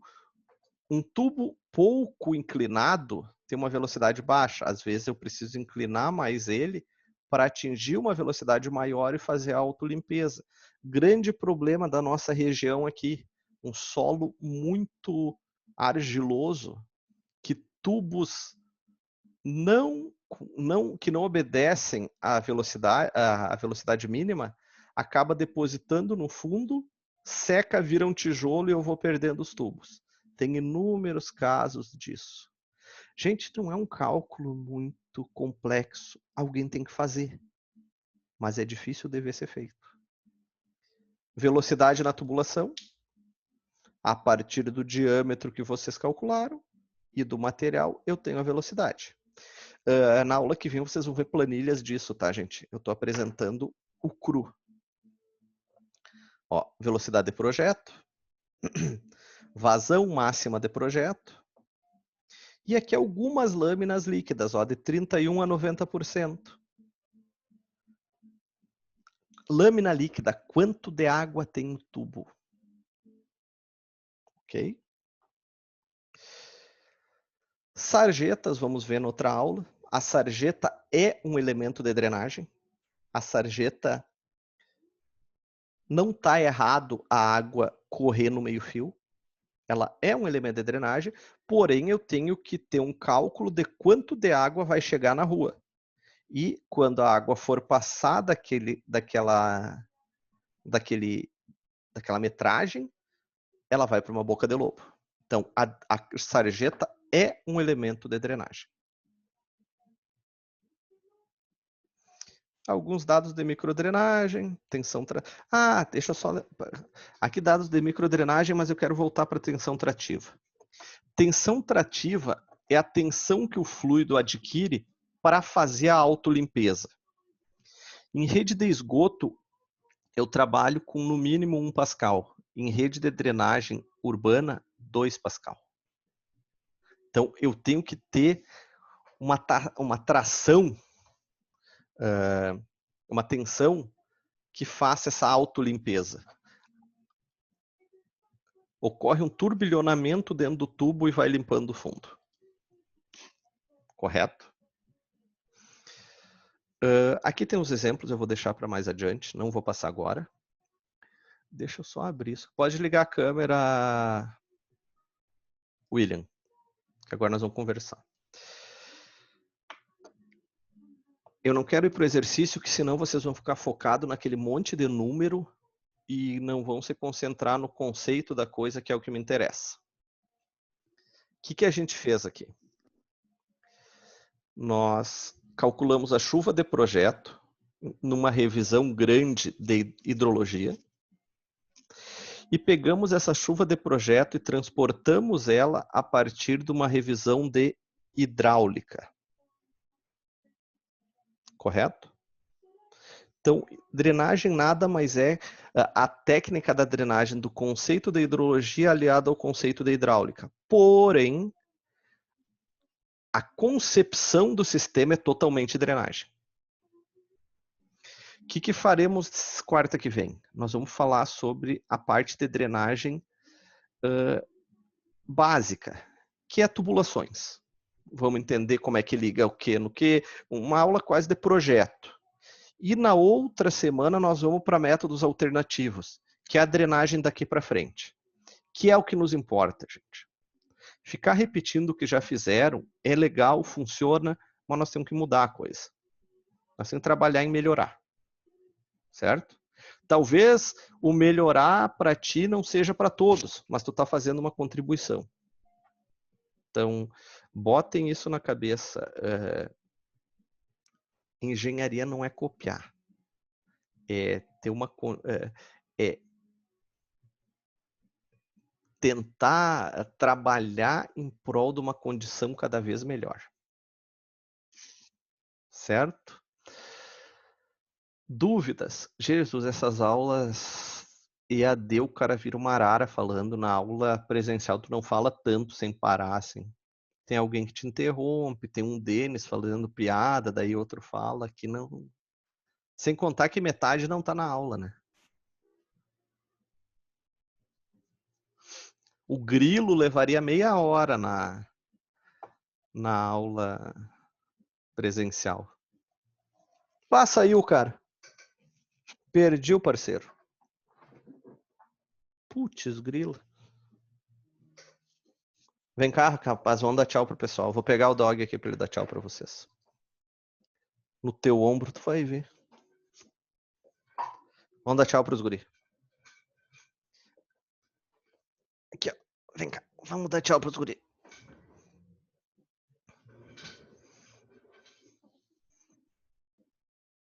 Dá tchau, pessoal aí.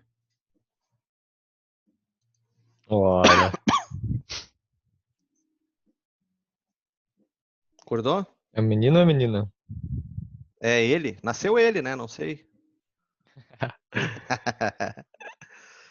Nossa. Liguem as câmeras aí no forte da pandemia.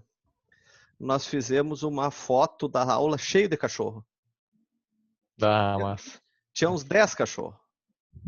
Eu queria ter um gatinho, mas Mas adota, velho. mas é que eu moro com meus pais e eles não curtem animal dentro de casa. Até Daí não ter. tem como. Até ter. Ah, eu nem vou nem tentar, senão. É o meu Uma vez sogro. apareceu dois gatinhos pequenininhos, tipo, literalmente na porta de casa. Tipo, tem um terreno grande, sabe? Daí Uhum. tem um portão e tudo mais, mas eles estavam literalmente na porta, de noite, miando. E daí eu meio que adotei eles por uma semana, só que eles não quiseram, não deixaram, daí eu tive que arrumar alguém. Cuidei deles por uma semana até alguém adotar eles. Elas eram duas figuras. William, faz que nem Oi. eu, pra eu comprar o Addis, um labrador, né? Eu tive que pagar R$ 50 pra minha mãe, pra ela cuidar o cachorro dela. Agora é super amigo de todo mundo, né? Mas no começo eu tive que subornar, daí paguei ela. Mas isso aí, mete um E ela suborno. aceitou. Não, de boa, daqui, sei lá, 1 ano e meio eu devo estar morando sozinho, então. O, Daí o eu meu, adoto um o meu gatinho. sogro odiava cachorro. Daí a minha cunhada pegou um cachorrinho adotado. Cara, é aquela cachorra manda na casa. É o que ela quer, como ela quer, da forma que ela quer. É a rainha do brick. Vou baixar aqui pra ele ficar na aula e eu não. Tá dormindo, ó. Esse cara fez regime, William. Ah, é? Ele estava acima do peso faz meio ano. Agora ele pesava 8 quilos, agora ele está com 6.200. Caraca. Agora ele está bem ativo. Botou ele na esteira. Cara, Botou ele na esteira. trocamos toda a alimentação. Ah, Ele passava dormindo, agora ele vai para a escola lá, passa o dia brigando. Daí tá fazendo crossfit. Vai lá, ele tá com sono, cara. Vai dormir. Mas ficou bravo comigo agora que eu tirei da cama. Então tá, galerinha. Nos encontramos amanhã. Participem mais do grupo. É o grupo mais parado de disciplina que tem. Vocês têm que participar mais, gente. Tá bem? Tu também, Denis. Não tá participando nada do grupo. Agora eu vou responder. Tá cheio de comentários na minha publicação aqui. Tá bacana isso. Tá jóia o Brick. Professor, aceita a solicitação, senão eu não consigo ver a publicação. Não dá pra ouvir o que tu fala, Sabrina. Eu sei que não, mas eu tento, né? Porque senão o senhor não, diz que não participa da aula. Não ouvi. Escreve.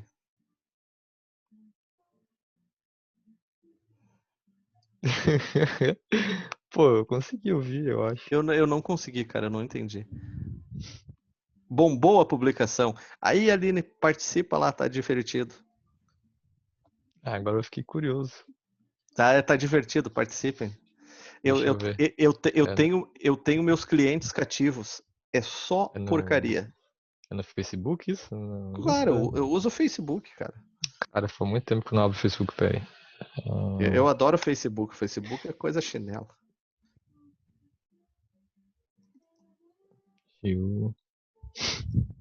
Eu, eu não sei se eu tenho. Eu fiz um artigo semestre passado que fala sobre telhados verdes, né? E uma das utilidades era diminuir o fluxo pluvial. Isso E aí. eu não tinha isso em mente, então. Não sei se isso, acho que isso fica isso pra última aula que tu falou, né, de novos métodos. Exatamente. Mas eu achei bem interessante. Mas é uma. O único problema do telhado verde, William, é a forma de construção dele. Se tu construir um Ah, telhado sim, sim. que não segure a água, ele vai servir como um telhado normal. Então tu tem que começar a escoar essa água um tempo depois que choveu. Então ele tem que acumular uma certa quantidade. Sim, até, eu não vou achar a imagem agora, mas era bem interessante, tipo, ele tinha uma certa altura, né? E daí ele tinha o próprio armazenamento dele, e quando esse armazenamento enchia, aí que ele começava a liberar Isso aí. gradualmente a água pluvial, É, para não dar o problema de enchente e coisa talvez assim. tipo assim, a saída não fosse no chão, fosse um pouco acima, né? Daí É, enche uma exato. camada Aí d'água e tinha como daí. se fosse duas, por exemplo, embaixo, né? Tinha essa, como se fossem meus dedos aqui, Uhum, fossem umas bacias, né? E aham. daí ele ia começando. E quando ela enchia, ela transbordava. Daí aos Isso aí. pouquinhos ela ia saindo. E tu Muito louco. sabe Não que tinha a mínima ideia. eu entendo que tu adotar o telhado verde, e não precisa ser nem telhado, eu não gosto do telhado verde por causa da manutenção. Mas se tu fizer uma bacia e encher de pedra, de argila, funciona também. Contém funciona como térmica, segura a água e não tem manutenção. O problema do telhado verde é tu subir lá em cima e cortar grama, né? Ah, sim. Sim, tem toda a Mas, manutenção. o que eu estava dizendo? Se o plano diretor, o código de obras, exige áreas permeáveis, o telhado verde poderia suprir isso. Essa é a briga que eu estou tendo aqui. Eu acho que supre. Só claro, eu não posso chamar o telhado verde de área permeável, mas eu tenho que ter áreas de detenção que eu possa adotar para não ter apenas áreas permeáveis. É uma Sim. discussão longa, É, mas é interessante. eu vi também, por exemplo, no telhado verde também tem a parte de emissão de O2, né? Uma planta e tudo mais, Isso pode aí, colocar. isso aí. E também é interessante, tipo, acho que nos Estados Unidos e no Canadá, e acho que talvez na Alemanha, é, o próprio governo, de certa forma, dá, não seria descontos, ele incentiva, por Mas exemplo, tem um incentivo, tanto né? uma porcentagem da tua obra tu ganha como um desconto por tu tá utilizando um telhado verde, uma coisa assim. Então tem vários incentivos, coisa É, que no Brasil já não. é o caso, eu fiz um curso, era da onde? Uma universidade da Holanda, faz anos, que era sobre energia fotovoltaica, mas é mais ou menos nessa tua linha. Só valeria a pena se tivesse um subsídio. E é papel do Estado criar esse subsídio, porque senão tu não vai fazer. Tu tem que ter, na boa, tu tem que ter uma vantagem nisso, tu não vai fazer porque é bonitinho. Sim. Então, eu não, sei lá, vou fazer um telhado verde, joia, eu estou captando a água, eu não estou aumentando a vazão pós-empreendimento. Beleza, então tu não precisa fazer grama. Mas se eu quero fazer, eu faço. Mas entendeu? Te dá uma Uhum. forma de. É o caso do fotovoltaico. Cara, dá um desconto, faz alguma coisa, senão não vale a pena. Sim, eu É tava vendo feio. agora no salão, eu participei não, eu olhei alguns trabalhos, né, numa noite que era só sobre isso, basicamente, só sobre energia voltaica que eu tava falando. E, cara, muito louco. Tipo, eu vi que o professor já tava num ponto de calcular e talvez diminuir a tua demanda, né? Uhum, Por exemplo, eles calculam, tipo, a quantidade de placas a ser colocadas, uhum, daí, tipo, pra tua demanda, né? uhum, Talvez, se o governo começar a cobrar, em vez de tu ceder pra rede de energia, né? Uhum. tu vai ter um negócio, parece que eles querem cobrar isso, de tu Já dar tá, pra, já tá daí, cobrando. pois é. Aí, tipo, eles estão pensando já em calcular talvez menos, menor que a tua demanda, pra tu não gastar tanto com placa, e talvez seja mais lucrativo daí, por exemplo, se faltar alguma coisa do que as placas receberem, tu pegar da rede do que tu dá pra rede. Exato. Cara, tipo, na minha cabeça foi tipo assim, caraca, os loucos já estão muito na minha frente, sabe? É que assim, ó, eu particularmente não sou a favor da placa fotovoltaica pelo seguinte, é uma venda da coisa só boa, mas não é. Se tu Ah, pegar, sim, tem todo outro lado, com eu certeza. tenho dados de produção de um conhecido, que eu pego mês a mês que ele me liberou. Cara, a produção baixa ano a ano. Ela não é constante. Então, aquele payback que eles falam, tu instalou o sistema, ele vai se pagar em tanto tempo e depois é lucro? Não. Tu não sabe em quanto vai se pagar. Esse que eu estou monitorando, o payback dele está em 21 anos. Eu duvido que o sistema dure 21 anos. E o professor Maurício, tudo bem, o professor Maurício Campos, ali da energia elétrica, da engenharia elétrica, ele é um pouco radical porque como é que eu vou te dizer? Ele milita em outra área. Ele gosta muito da área de energia normal. Só que em 20 anos, as placas começam a perder eficiência deles em um ano. No segundo ano já não é a mesma eficiência. Se vocês estudarem como é que funciona, é elétrons. Incide radiação, mexe os elétrons, eles ficam se movimentando e gera energia. Mais ou menos assim, a grosso modo. Só que eles não têm a mesma velocidade o tempo inteiro. Os caras garantem 20 anos, mas não assinam nada. Pede assinado isso. Pede um documento. Se não se pagar, tu me dá o dinheiro de volta. Ninguém faz isso. Ninguém faz isso. Eu pedi isso quando esse meu conhecido foi fazer.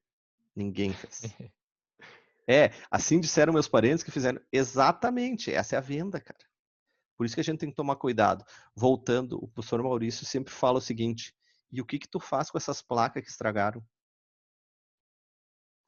Hoje nós estamos pegando energia hidrelétrica, que para mim é uma energia limpa, ou seja, energia mecânica, eu tenho um dano ambiental quando eu construir, mas Itaipu vai passar o resto da vida gerando energia. Energia limpa. É a água girando uma turbina que gera energia. É limpa.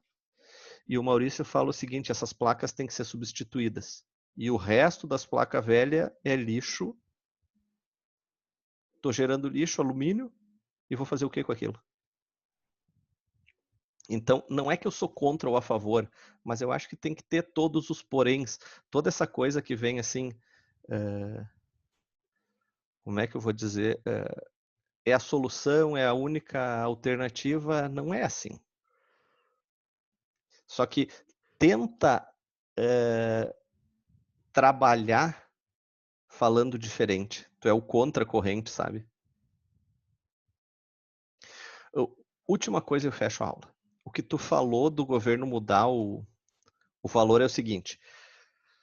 Cada 1 megawatt que eu produzo, eu consumo um da rede e eu produzo um, eu jogo na rede e fica 1 por 1. Isso já mudou para 0,75. O meu produzido vale 0,75. E o da rede vem 1 para 1.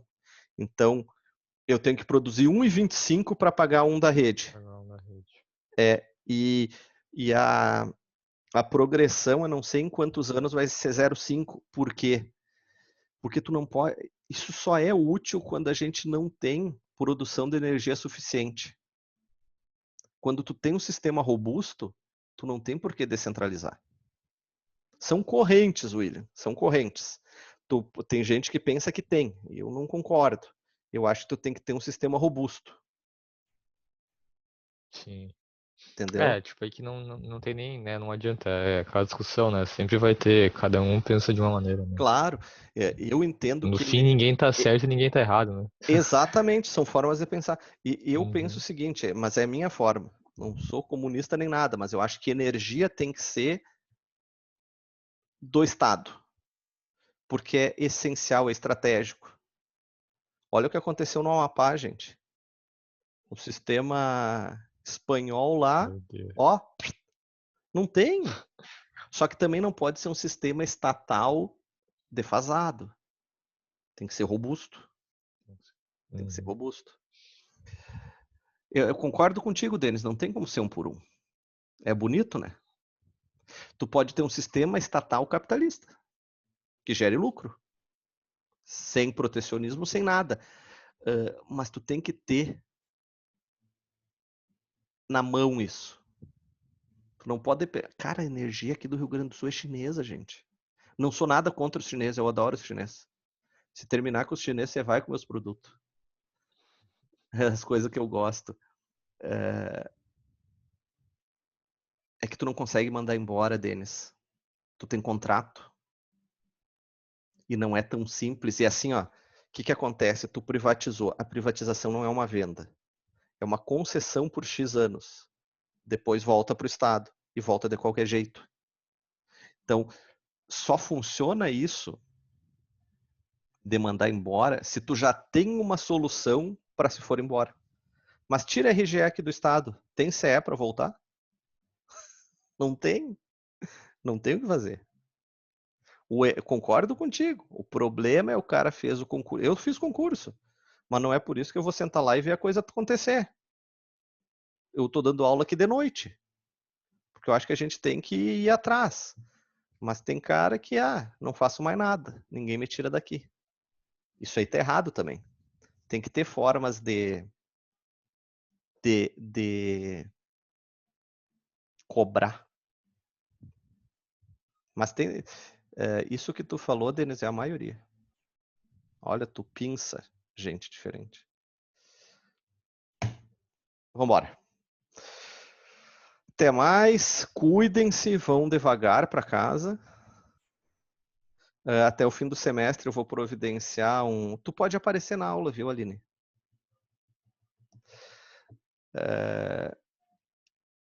Até o fim do semestre nós vamos providenciar um gato pro William.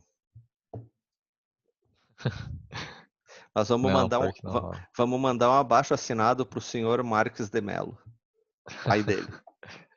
Seu Melo. Seu Melo. Agora o velho tá fazendo, ele tá fazendo uns negócios, tipo, ele tá sentando em padaria, sabe? Aí ele tá trabalhando em casa agora. Então ficou mais difícil ainda, porque não tem como, por exemplo, na cozinha, né? Imagina um gatinho passando pela cozinha assim, ele tá produzindo pra vender, então. Tá, mas o que ele agora produz? não tem. O que ele produz? Cara, bolacha em geral. Bolacha, eles fazendo alfajor, bolacha de Puta manteiga. vida, como é que tu é magro assim, meu? Só olhando assim, magro. Daí não tem como agora. Mas, enfim. Olha a lata do Denis. Conheço os caras que manjam gato de energia, frente de som de carro é muito velho, cara. Tem como mutar chat, será? Eu vou mutar o chat do Denis aqui. Não. Vou mutar o Denis no chat aqui, acho que não dá certo. O Denis deve ter um Pioneer Golfinho, baixa frente. Isso é velho, cara. Isso não era nem MP3, tinha 12 músicas no CD. Pior que eu não conheço muito. Tinha que comprar, ó. Tu vai ver que ele vai escrever ali, ó, daqui a pouco. Peraí, ó. Conhece? Aqui, ó. Mais uma pra ti. Essa também é legal. Não sei se tu gosta. Tem música francesa. Tá, peraí. Putz, como é que... peraí. Puta vida. Ô, cara, me manda lá no grupo. Pode ser. Eu não tenho como acessar aqui. Eu não tenho tu não usa no PC? Não, mas tu usa o Spotify? Uso. Tá. Não, eu mando no Zap então. Manda lá. Valeu, gente. Um abraço. Desculpa as piadas, as brincadeiras. Olha que eu acho teu endereço aí. Mando para um amigo. Valeu, abração. Tchau.